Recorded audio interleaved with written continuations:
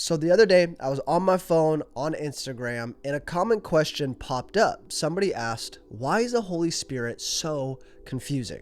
And so I sat there thinking about it for some time. I mean, truly, why is the Holy Spirit confusing to so many people? For some reason in theology, people just kind of get thrown off when it comes to the Holy Spirit. And I do think that some of it has to do with cuckoo, crazy Christians and teaching things that frankly aren't from the Bible and are ridiculous. Unfortunately, there's a ton of weird mysticism that goes around the Holy Spirit, and there's weird beliefs that branch off of that mysticism. And when that gets perpetuated, when more people start copying what other people are saying, we get to a place where really there's a lot of confusion surrounding the third person of the Trinity, and that's just frankly not okay.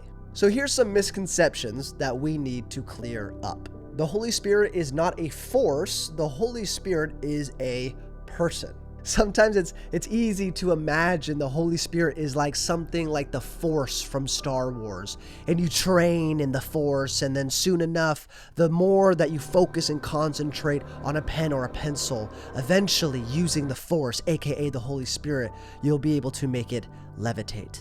Now, does the Holy Spirit have power, and does the Holy Spirit have force?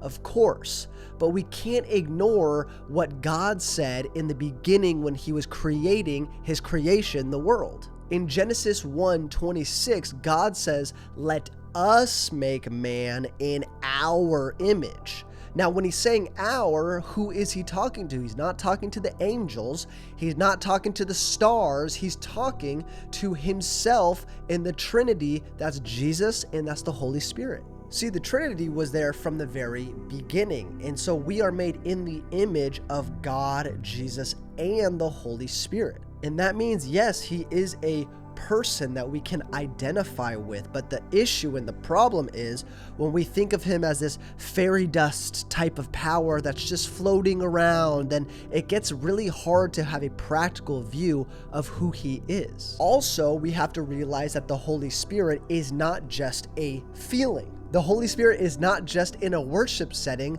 when you get goosebumps or you get a chill down your spine. That's not what the Holy Spirit is. Now, can feeling and experiencing the Holy Spirit produce that? Absolutely.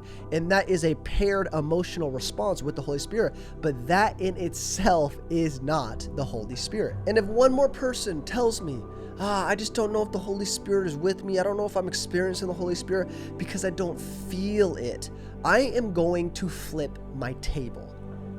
Actually, no, I'm not going to flip my table, but it is very frustrating to hear that. We know that he goes beyond a feeling because Jesus promised him to us in John 14:16-17. He said, "And I will pray the Father, and he will give you another helper, that he may abide with you forever. The Spirit of truth, whom the world cannot receive because it neither sees him or knows him, but you know him, for he dwells with you and will be in you."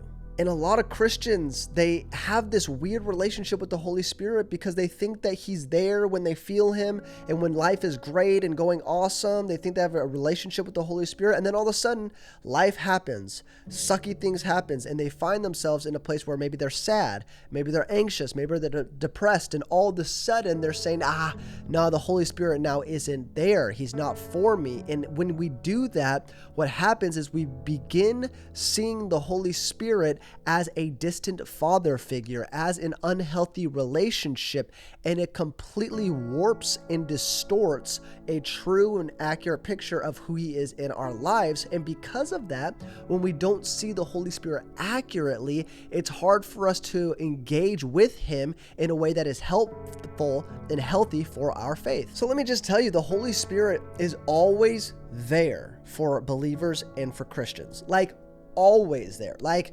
even if you don't want him to be there and you're like, just leave me alone, let me be in my feels. No, he's still there, and he's there to help us. He's there to encourage us. He's there to strengthen and embolden us so that we can be all that God created us to be. But he is always there. And these are just a couple of ways that we can start having an accurate picture of who the Holy Spirit is in our lives so that we can stop this confusing mysticism surrounding him. And if you're like, Spencer, that's great. I just want to know more about the Holy Spirit. I want to go deeper into knowledge. I want to have a more intimate relationship with God and with the Holy Spirit and understand who he is clearly in my life.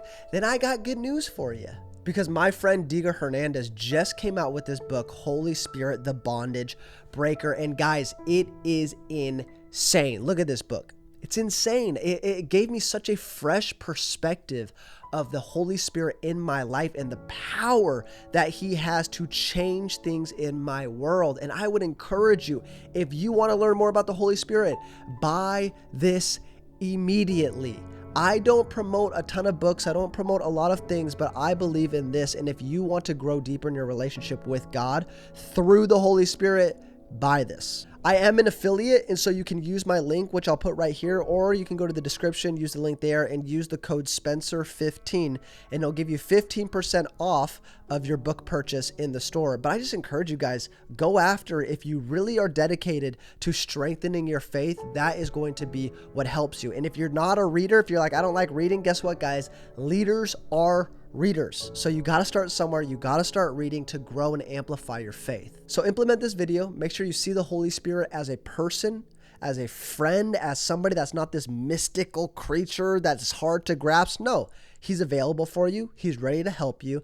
And in doing so and in engaging the Holy Spirit, we can grow in our faith like we never have before.